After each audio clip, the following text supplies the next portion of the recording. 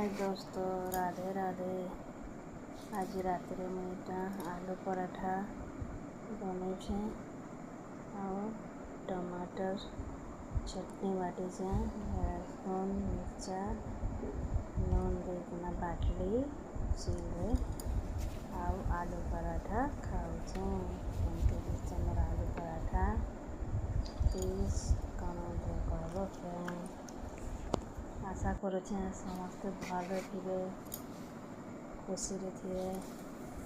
आज सकालटा भले भले तुम कटुवा सुखरे कण कर फ्रेंड किए रोचे किसी कारण असुविधा होता पराठा किसी कमी प्लीज कमेंट कर। Bye, good night.